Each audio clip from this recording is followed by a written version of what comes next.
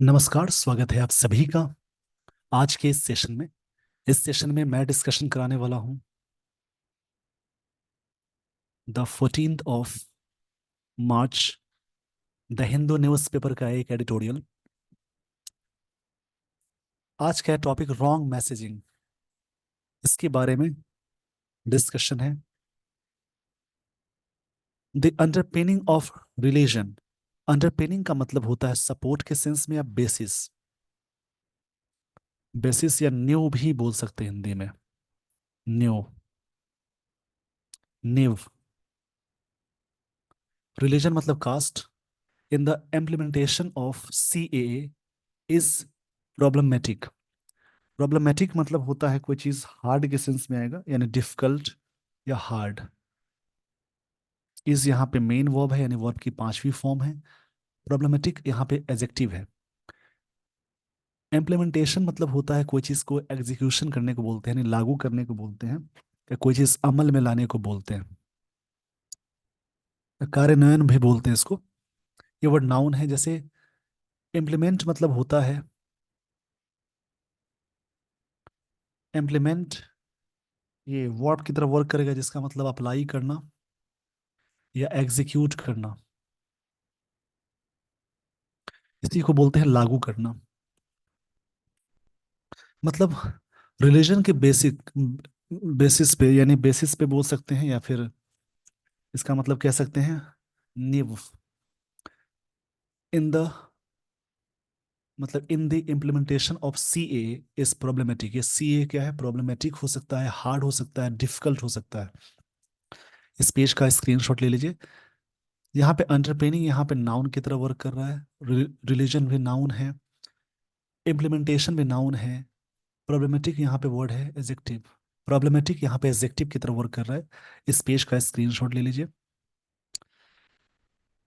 अगर किसी वर्ड्स के लास्ट में जो चीज़ें जुड़ती हैं उसे सफिक्स, उन्हें सफिक्स बोलते हैं। सफिक्स में अगर TION हो, MENT हो, ORER, ER हो, उसके अलावा मेंट लग जाए, मेंट, उसके अलावा TYCE, ट्यूड लग जाए, नेस लग जाए, और भी सारी चीज़ें हैं, SIS, ये सारी चीज़ें लगी हो तो सारे वर्ड्स नाउन कहलाते हैं, याद रखेंगे। वो सारे वर्ड्स कहलाएंगे नाउन। उसके अलावा कई चीज़ें हैं और ध्यान देने के लिए। जैसे अगर आर्टिकल्स के बाद, ये भी समझेंगे, आर्टिकल्स के बाद अगर कोई सिंगल वर्ड लग जाए तो वो वर्ड नाउन कहलाएगा। अगर प्रेपोजिशन हो या वर्ब हो, उससे ठीक पहले एक वर्ड आ जाए, उससे पहले आर्टिकल्स लग जाए, वो वर्ड नाउन कहलाएगा। इस पेज का स्क्रीनशॉट ले लीजिए। जिस वर्ड के लास्ट में, यानी सफिक्स में, सफिक्स का मतलब जो चीज़ें लास्ट में जुड़ती हैं उन्हें बोलते हैं। OUS, OSE, IVE, उसके अलावा लेस, एबल, AL। इसमें और भी चीजें हैं ना, मतलब ये सारी चीजें लगी हो तो दूसरे वर्ड्स भी हो सकते हैं, बट बेसिकली ये एडजेक्टिव ही कहलाते हैं। ये सारी चीजें जिस मतलब जिन वर्ड्स के साथ लग जाए वो वर्ड्स कहलाएंगे एडजेक्टिव। इसके अलावा आर्टिकल्स के बाद, यानी एन द के बाद एक सिंगल वर्ड आता है, उसके बाद एक और वर्ड आता है, तो वो वर्ड नाउन कहलाएगा। इसके बीच वाला वर्ड एडजेक्टिव कहलाएगा। अगर सेंटेंस में प्रेपोजिशन हो या वर्ब हो, उससे ठीक पहले एक वर्ड लग जाए, उससे ठीक पहले एक और वर्ड लग जाए, आर्टिकल्स ऐसा लग जाए, तो ये वर्ड नाउन कहलाएगा, ये एडजेक्टिव कहलाएगा। और एडजेक्टिव से अगर पहले कोई वर्ड आए, उससे पहले आर्टिकल हो, तो एडजेक्टिव से पहले वाला वर्ड एडवर्ब कहलाएगा। उसके अलावा नाउन में LY अटैच हो जाए तो वो एडजेक्टिव होगा। अगर वर्ब में LY अटैच हो जाए तो वो वाला वर्ड एडवर्ब कहलाएगा। आई होप आपको ये सारी बातें समझ में आ गई होंगी। तो इस पेज का स्क्रीनशॉट ले लीजिए वीडियो को पॉज करके। अब मैं आपको लिए चलता हूँ स्टोरी में। स्टोरी में जो लाइंस दी गई है उन लाइंस पे इन सारे चीजों को अटैच करके पढ़ेंगे, उससे आपकी इंग्लिश बहुत अच्छी हो जाएगी।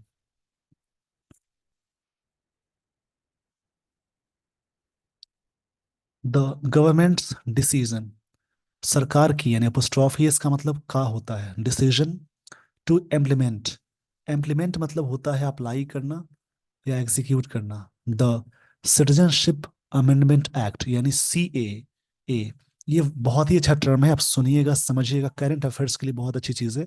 सी ए, जिसका फुल फॉर्म होता है द सिटीजनशिप अमेंडमेंट एक्ट 2019। 2019 यानी 2019 में ये चीज़ें लाई गई थी। Just days before the dates for general election are expected. Just days before मतलब कुछ दिन बचे हैं।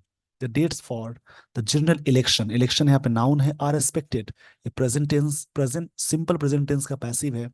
टू बी के साथ वर्ब की थर्ड फॉर्म अटैच करते हैं, मतलब उम्मीद किए जा रहे हैं कि, उम्मीद किए जाते हैं कि कुछ ही दिनों में इलेक्शन डेट्स अपला यहाँ पे लागू होने वाले हैं। ये बात कही जा रही है यहाँ पे। गवर्नमेंट डिसीजन, गवर्नमेंट भी नाउन है, डिसीजन भी नाउन है, इम्प्लीमेंट वर्ब है, सिटीजनशिप ये नाउन है, अमेंडमेंट भी नाउन है, एक्ट भी नाउन है, यानी सी ए फुल फॉर्म है जस्ट डेज बिफोर। ये यहाँ पे जस्ट एडवर्ब हो गया, डेज बिफोर के पहले, यानी ये प्रेपोजिशन है। The dates for the general election, general adjective है, इलेक्शन नाउन है, are expected simple present tense का ये पैसिव है। To be announce, to be के साथ वर्ब की थर्ड फॉर्म लगाई जाती है कि कुछ दिन पहले, कुछ कुछ दिनों पहले ही जो इलेक्शंस के डेट आने वाले उससे पहले उम्मीद की जाती है चीजें announce, to be announced, seems to be precursor, seems and decision के अकॉर्डिंग यहाँ पे सीम्स आया, V5 है। ऐसा लगता है डिसीजन जो है टू बी प्रिकर्सर, प्रिकर्सर का मतलब होता है जैसे कोई चीज पहले चीजें लगाई गई। प्रिकर्सर मतलब यहाँ पे होगा जैसे something that is, that comes before, यानी फॉर रनर अग्रदूत बोलते हैं, जो पहले आ जाए चीजें। To the ruling Bharatiya Janata party, ruling यहाँ पे प्रेजेंट पार्टिसिपल है, भारतीय जनता पार्टी ये पार्टी है, इससे पहले आर्टिकल द ही लगाते हैं। एक्सप्लोइटिंग, एक्सप्लोइट मतलब शोषण करना होता है, शोषण। अ पोलराइजिंग इशू, इशू नाउन है, पोलराइजिंग प्रेजेंट पार्टिसिपल, नाउन से पहले आईएनजी आए, उससे पहले ये आर्टिकल लग जाए तो बीच वाला जो आईएनजी वाला वर्ड है उन, वो प्रेजेंट पार्टिसिपल यानी एडजेक्टिव है। पोलराइजिंग का मतलब कोई चीज अलग करने के सेंस में आता है।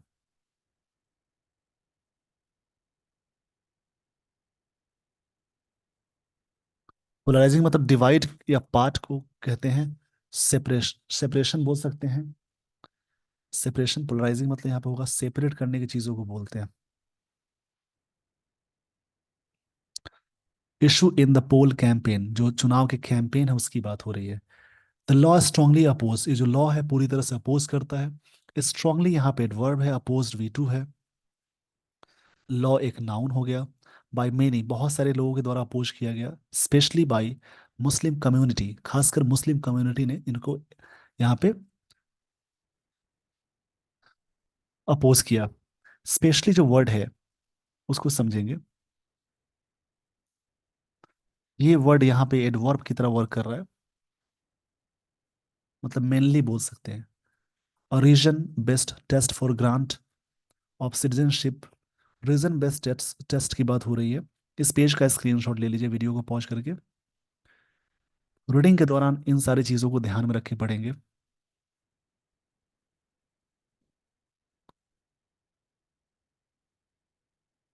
इमिग्रेंट्स मतलब होता है one who comes in the country, one who comes, comes in the country, जो देश में आते हैं उनको इमिग्रेंट बोलते हैं, और जो देश छोड़कर जाते हैं उसको इमिग्रेंट बोलते हैं। ये ध्यान में रखेंगे, one who lives the country immigrant. बहुत सारे immigrants from three chosen, from three chosen countries, तीन चूजन यानी चूज किए गए कंट्रीज है, जैसे CAA is under legal challenge, legal challenge है before the supreme court of India, supreme court India के समक्ष। इनेक्टेड इन 2019, ये इसको लागू किया गया 2019 में। इट वाज नॉट इम्प्लीमेंटेड, पर उसको इम्प्लीमेंट नहीं किया गया था, अनटिल नाउ अभी तक भी नहीं किया गया। ये सिंपल पास्ट टेंस का पैसिव है। वॉज वर्ग के साथ वी थ्री अटैच हो जाए तो ये आप ध्यान रखेंगे। As the government did not notify, did not के साथ वी वन आया यानी सिंपल पास्ट टेंस का स्ट्रक्चर हुआ, सरकार ने इसको नोटिफाई नहीं किया। The rules to operationalize its provisions, कि इसको कैसे और किस प्रोविजंस में इसको अप्लाई करना है, गवर्नमेंट के लिए यहाँ पे इट्स आया हुआ है, ये पोजीशन है।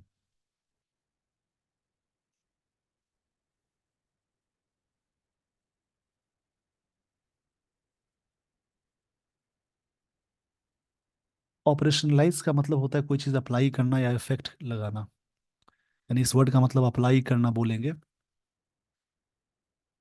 प्रोविजंस, इस वर्ड का मतलब जैसे किसी चीज़ के बारे में फैसिलिटीज बोलते हैं उसको बोलते हैं प्रोविजंस, या फिर हिंदी में कहे प्रावधानों को बोलते हैं। The timing of the rules being notified, being के साथ वर्ब की थर्ड फॉर्म आएगी, raises a legitimate doubt. Legitimate मतलब लीगल होता है, लेजिटिमेट एजेक्टिव है, और डाउट मतलब शक नाउन है, लीगल लॉफुल बोलते हैं, लेजिटिमेट मतलब लॉफुल होता है, लॉफुल या लीगल बोलेंगे। If it is an attempt to divert, इस पेज का पहले स्क्रीनशॉट ले लीजिए, फिर मैं आपको लिए चलता हूँ आगे वाली स्लाइड पे।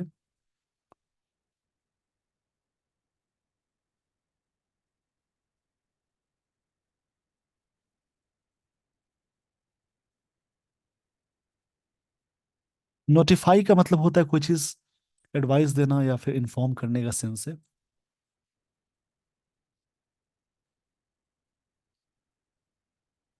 If it is an attempt to divert attention, ये एक अटेम्प्ट होगा अटेंशन को डाइवर्ट करने के लिए, ध्यान away from erectile bonds controversy. अभी हाल ही में आपने सुना है, कल वाले टॉपिक में मैंने डिस्कशन कराया था कि उसमें एसबीआई से इलेक्ट्रल बॉन्ड वाली चीज़ें मांगी गई, तो वहाँ पे एसबीआई वहाँ पे डिनाई कर दी, डिनायल कर मतलब वहाँ पे टाइम के अकॉर्डिंग नहीं दे पाए। उसी बीच में सुप्रीम कोर्ट का था कि आप इतने टाइम में इसको सारे डेटा को दीजिए, तो उसी का मुद्दा है। तो ये हो भी सकता है कि इसको डाइवर्ट करने का तरीका ऑथर ये कहना चाह रहे हैं। The rules were unveiled, rules were unveil मतलब कोई चीज उजागर करना, अनवेल का मतलब होता है डिस्क्लोज करना या फिर रिवील करना, किसी भी चीज को उजागर करना। At a time when nation was questioning the delay in submission of details, जहाँ पर नेशन क्वेश्चन कर रहे हैं, एक सबमिशन में काफी डिले हुआ डिटेल्स के बारे में, about purchases, purchases of anonymous erectile bond. Anonymous मतलब गुमनाम होता है, वर्ड काफी अच्छा है, जैसे जिसका नाम और आइडेंटिटी पता ना हो। Erectile bonds the parties that redeem, जिस पार्टी ने रिडीम किया मतलब उसको छुड़वाया, देम उनको। इस पेज का स्क्रीनशॉट ले लीजिए।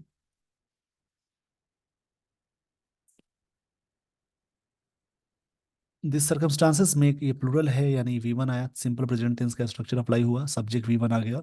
वन क्वेश्चन, इसमें क्या है, वन क्वेश्चन आते हैं। The urgent need to implement, क्या मतलब अर्जेंट क्या है, जरूरत है इम्प्लीमेंट करने की, law that has not been acted upon, जो लागू नहीं किया गया फॉर 5 years, 5 सालों से। The new rules also appear, नए नियम अपीयर हुए हैं, केयरफुली क्राफ्टेड, जो क्राफ्टेड हुए हैं। ये बात ऑथर कह रहे हैं।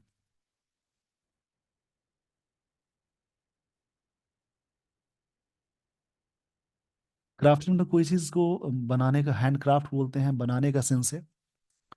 Designed as they are to introduce processes, मतलब दे आर टू यानी उनको इंट्रोड्यूस, वे लोग इंट्रोड्यूस करने वाले हैं, that will leave no scope for states, state किसी भी स्टेट्स को मौका नहीं मिलेगा टू इम्पीड इट्स इम्प्लीमेंटेशन, मतलब जो लागू करने की चीज है, लागू यानी एग्जीक्यूशन करने में कोई भी इम्पीड नहीं होगा। इम्पीड मतलब बाधा, इम्पीड का मतलब होता है हिंडर करना, ये वर्ब है। ऑब्स्ट्रक्ट करना भी बोल सकते हैं। यहाँ पे the the new rules are also appear carefully craft, new rule उस तरीके से अपीयर हुए हैं, केयरफुली क्राफ्ट एंड डिजाइन किया गया है, as they are to introduce, जैसे कि वे नियम इंट्रोड्यूस होने वाले हैं। Processes that will no scope, क्यों ये स्कोप नहीं होगा फॉर स्टेट्स, स्टेट्स के लिए, टू इम्पीड मतलब बाधा डालने के लिए, इट्स इम्प्लीमेंटेशन, उसको लागू करने में। इट इज पॉसिबल, ऐसा पॉसिबल है that the rules were ready for a long time, rules बहुत लंबे समय से रेडी किया गया था, and the C A issue is being revived. Revive मतलब होता है फिर से पुनर्जीवित करना, फिर से लाना, फॉर इलेक्टोरल इलेक्टोरल गेन्स, मतलब इस फायदे के लिए, मतलब चुनावी फायदे के लिए। ऑथर ये बात कहना चाह रहे हैं। इस पेज का स्क्रीनशॉट ले लीजिए। आई होप आपने स्क्रीनशॉट ले लिया होगा। बाकी चीजें आप अटैच कीजिए, जो मैंने स्टार्टिंग में चीजें बता दी हैं उनको जोड़कर आप समझिए।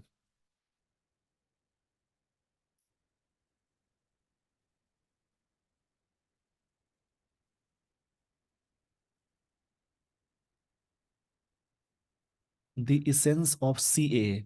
इसेंस यहाँ पे नाउन है, क्योंकि प्रेपोजिशन से पहले एक वर्ड आया, उससे पहले एक आर्टिकल आ गया द।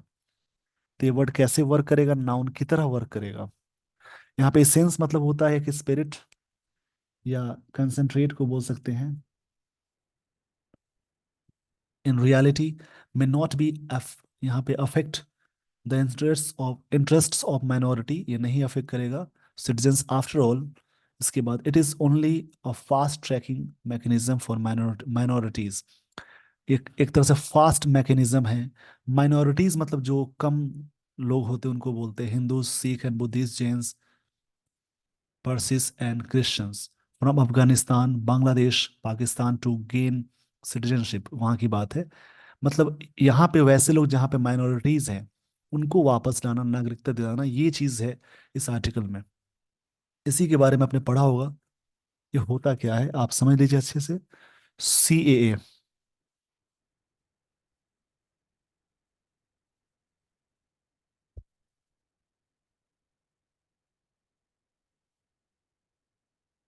मतलब हिंदी में कह सकते हैं केंद्र सरकार ने नागरिकता संशोधन एक्ट यानी सीए के नियमों को नोटिफिकेशन जारी कर दिया है।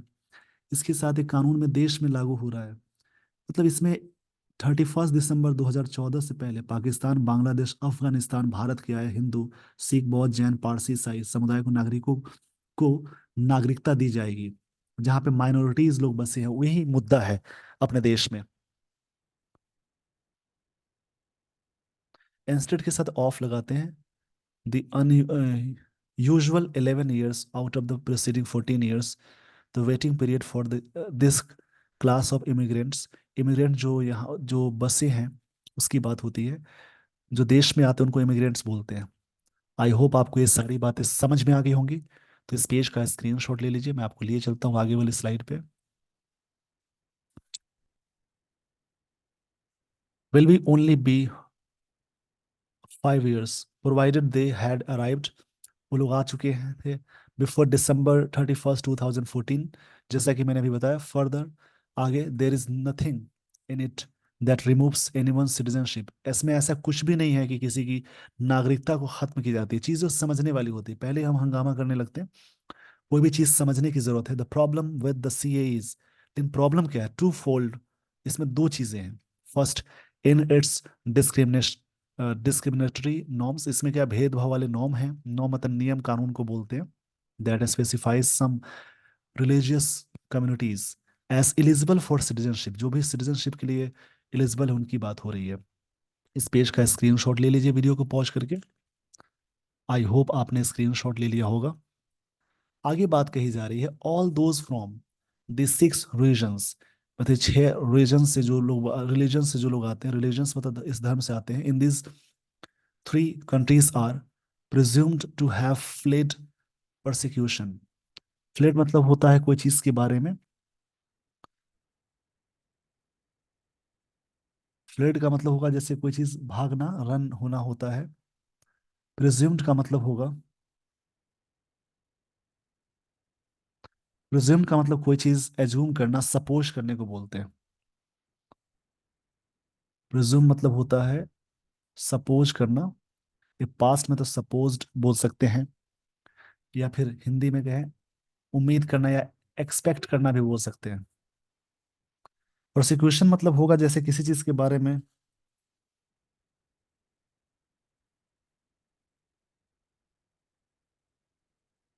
यहाँ पे बहुत कही जा रही है, मतलब अनफेयर ट्रीटमेंट को बोलते हैं।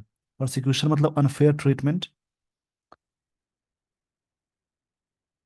ये जो वर्ड है प्रोसिक्यूशन नाउन है, इसका मतलब अनफेयर ट्रीटमेंट मतलब अच्छा व्यवहार नहीं, उसकी बात हो रही है। इन सब कंट्रीज में इनके साथ अच्छे से व्यवहार नहीं है, तो उन्हीं को ऐसा माना जाता है, उसी के बारे में बात कीजिए। All those from this 6 regions in this 3 countries are presumed, ऐसा माना गया, टू हैव फ्लीड परसिक्यूशन, बताना फेयर है, इस वजह से वो भागे वहां से, वहां पे सही से बर्ताव नहीं किए जा रहे हैं। Others who do not fall into this category, वैसे लोग जिस इस कैटेगरी में नहीं आते हैं, इधर due to their entering the country, या तो ये इसकी वजह से, द या फिर द कट ऑफ डेट, या इस डेट के कट ऑफ जो रिगार्डिंग डेट दिया गया उसके तहत, और बिकॉज ऑफ देयर रिलीजन, या अपने रिलीजन के कारण, will continue to be treated as illegal immigrant migrants, जो कि मतलब ट्रीट किए जाएंगे इलीगल माइग्रेंट्स। माइग्रेंट्स मतलब होता है,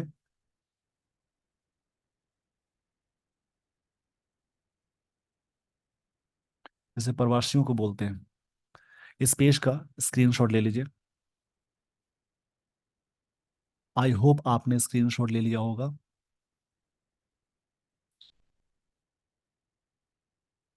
द सेकेंड एस्पेक्ट, एस्पेक्ट मतलब साइड या पहलू को बोलते हैं। हर चीज के दो पहलू हैं, हर सिक्के के दो पहलू, ऐसी लाइन बोलते हैं ना। Is the unfortunate political propaganda, या तो ये हो सकता है एक दुर्भाग्य वाली प्रोपोगेंडा है पॉलिटिकल।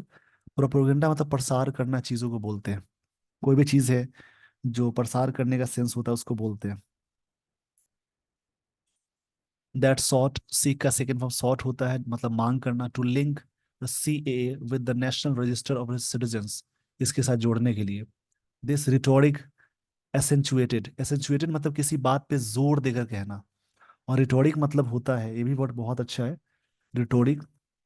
इस वर्ड का मतलब द आर्ट ऑफ स्पीकिंग और राइटिंग इफेक्टिवली। रिटोरिक मतलब क्या होगा, एक वर्ड आप लिख लेंगे अच्छे तरीके से, द आर्ट ऑफ स्पीकिंग और राइटिंग इफेक्टिवली, उसको बोलते हैं रिटोरिक।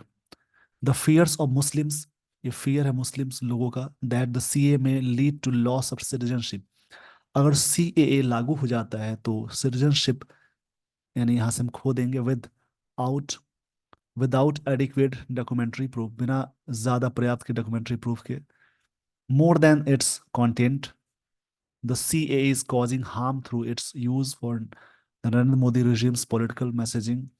एक तरह से ये क्या हो रहा है, CAA इज कॉजिंग हार्म, एक हार्म कॉज साबित कर रहा है, थ्रू इट्स यूज फॉर, इसके यूज से, for the Narendra Modi's regime मतलब शासन काल में, पॉलिटिकल शासन काल में, मैसेजिंग टू द इफेक्ट, या इसका जो प्रभाव है, दैट ऑल इट्स पॉलिसीज, इसकी जो सारी पॉलिसीज है, इस पेज का स्क्रीनशॉट ले लीजिए।